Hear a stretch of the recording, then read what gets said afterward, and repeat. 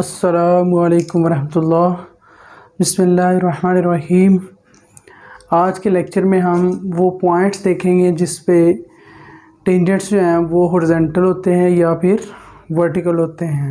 यानी horizontal tangent कब होता है? जब उसका स्लोप जो उसकी अलॉन्ग एक्स एक्सिस होती है। एक्स एक्सिस स्लोप होने का मतलब ये है कि उसका डेरिवेटिव जो है वो हम ज़ीरो रखते हैं। और अगर हम वर्टिकल की बात करें तो स्लोप जो है वो पैरेलल टू वाई एक्सिस होगी। इट्स मीन उसका एंगल 90 होगा और टेन 90 चूँकि इन्फिनिटी होता है सो स्लोप वहाँ पे इन्फिनिटी होगी। ठीक है, आइए देखते हैं क्वेश्चन। इसका क्वेश्चन है question number 7। Find the points at which are equal to 1 plus cos theta has horizontal and vertical tangents. वो पॉइंट्स हमने फाइंड करने हैं। हमें आर दिया हुआ है 1 प्लस कोस थीटा, तो हम पैरामीट्रिक इक्वेशंस वो यूज़ करते हैं। x equal to r cos theta plus y equal to r sine theta. R की जगह ये वैल्यू हमने लिख दी 1 प्लस कोस थीटा, इसी तरीके से इसमें भी 1 प्लस कोस थीटा। तो ये हमारे पास x और y आ गया। अब हम इसका डेरिवेटिव लेंगे जो कि प्रोडक्ट रूल की मदद से हमें हासिल होगा। dx बाई डी थीटा, ये function as it is cos का derivative plus cos as it is और 1 प्लस कोस थीटा का डेरिवेटिव। इसको सिंप्लीफाई करें तो ये फॉर्म बन जाएगी। उसके बाद हमने y का डेरिवेटिव लिया, उसमें भी ये प्रोडक्ट रूल यूज़ होगा। इसको सिंप्लीफाई किया तो ये आ जाएगा हमारे पास। हमें dy बाई डी एक्स चाहिए which is slope of tangent by using chain rule dy by d theta into D theta by D x.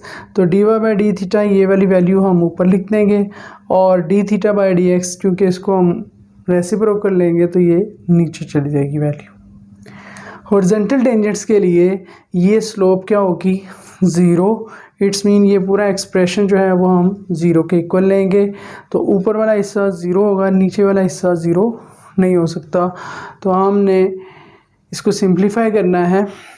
Cos sine square को भी हम लिख सकते हैं 1 माइनस कोस स्क्वायर। इस तरह ये हमारे पास एक क्वाड्रेटिक फॉर्म में क्वेश्चन हासिल होगी जिस कोस की फॉर्म में। ठीक है, उसके बाद हमने इसकी फैक्टराइजेशन की। यहाँ से हमारे पास कोस थीटा की वैल्यूज़ आती हैं 1/2 और -1। अब यहाँ से हमारे पास 1/2 यानी कोस कब 1/2 होता है? 60 पे यानी π/3 पे। फर्स्ट क्वाड्रेंट में इसका आंसर है और दूसरा पॉजिटिव आंसर किस में होगा? फोर्थ क्वाड्रेंट में। फोर्थ क्वाड्रेंट का तरीका ये है कि हम 2π में से π/3 को माइनस करें तो ये 5π/3 बन जाएगा। इसी तरह -1 ये हमारे पास कोस कब -1 होता है? पाई के ऊपर। ये पाई एप्लीकेबल नहीं है, उसकी वजह ये है हमने ये देखना है ये पाई जो है अगर हम ये नीचे वाले हिस्से में ज़ीरो पुट कर ये वैल्यू पुट करते हैं पाई तो साइन पाई ज़ीरो होता है, यहाँ पे भी साइन पाई ज़ीरो होता है। ये नीचे वाली सारी वैल्यू भी ज़ीरो हो जाती है जिस वजह से ये 0/0 फॉर्म होगी, हमें ये एप्लीकेबल नहीं मिलेगा। ठीक है, उसके बाद हमारे पास ये थीटा के दो वैल्यूज़ आई। ये दोनों वैल्यूज़ हमने बारी बारी क्वेश्चन 1 में यूज़ करनी है। वहाँ से हमारे पास r आ जाएगा तो हमारे पास ये पॉइंट बन जाएगा r थीटा। r 3/2 आया है और थीटा π/3 है। इसी तरह इसमें भी r 3/2 है और थीटा 5π/3 है। अब हम आते हैं वर्टिकल टेंजेंट। वर्टिकल टेंजेंट में जैसे कि मैंने बताया कि डेरिवेटिव को हम इन्फिनिटी लिखते हैं, तो इन्फिनिटी का मतलब ये है कि ये जो नीचे वाला हिस्सा है वो चीज़ ज़ीरो होगी। तो इसमें से इसके भी फैक्टर बन सकते हैं। माइनस साइन थीटा कॉमन निकल सकता है। या तो साइन थीटा ज़ीरो है या फिर कोस थीटा -1/2 है। अगर साइन ज़ीरो है तो एंगल 0 और पाई होगा।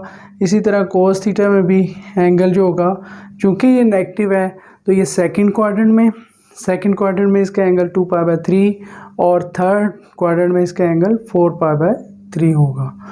अब इसी तरह ये थीटे की वैल्यूज़ हमने क्वेश्चन 1 में पुट करनी है और वहाँ से r फाइंड करना है। और थीटा की जगह 0 पुट किया, कोस 0 1 होता है तो हमारे पास पॉइंट बन गया 2 0। इसी तरह 2π/3 और 4π/3। यहाँ पे भी पाई जो है वो एप्लीकेबल नहीं है क्योंकि इससे ऊपर वाला हिस्सा भी क्या हो जाएगा? 0 हो जाता है। इसी तरह का क्वेश्चन नंबर 8 है। Find the points on the curve x equal to t square plus 4 and y equal to 3t square minus 6t plus 2 where tangents are horizontal and vertical. ठीक है, तो इसमें भी हमने वो पॉइंट्स फाइंड करने हैं जिस पे टेंजेंट जो है वो हॉरिजॉन्टल है या फिर वर्टिकल है। तो हमने x दिया हुआ है उसको इक्वेशन 1 कह दिया, y दिया हुआ है उसे भी हमने इक्वेशन 2 कह दिया। तो इसका डेरिवेटिव लेते हैं तो क्या होगा, पावर रूल यूज़ होगा 2t, इसमें पावर रूल यूज़ होगा 6t माइनस 6 और कांस्टेंट का डेरिवेटिव 0। तो यहाँ से dy बाई डी एक्स क्या होगा, चेन रूल की मदद से dy by D T over D T by D x, यानी इसको हमने रेसिप्रोक कर लिया। ये 6 इस 2 से कैंसिल होगा तो ये हमारे पास फॉर्म बन जाएगी। हॉरिजॉन्टल टेंजेंट के लिए ये dy बाई डी एक्स जो है वो 0 होगा। तो यहाँ से t मल्टीप्लाई होने से भी 0, 3 डिवाइड होने से भी 0, तो t minus 1 equal to 0, t की वैल्यू हमारे पास क्या आ गई 1। इसी तरह इस t को जब हम यहाँ पुट करेंगे इक्वेशन 1 और 2 में तो हमारे पास x और y एक पॉइंट जो है वो आ जाएगा। ये वो पॉइंट होगा जिसके ऊपर टेंजेंट क्या है, पैरेलल टू x एक्सिस है। इसी तरह वर्टिकल टेंजेंट के लिए dy बाई डी एक्स को हम इन्फिनिटी लेंगे और इन्फिनिटी होता है 1/0। क्रॉस मल्टीप्लिकेशन करें तो t हमारे पास क्या आ जाता है 0। ये 0 इसमें पुट करते हैं तो हमारे पास जो पॉइंट बनेगा वो होगा ऐसा पॉइंट जिसके ऊपर टेंजेंट जो है वो पैरेलल टू y एक्सिस है।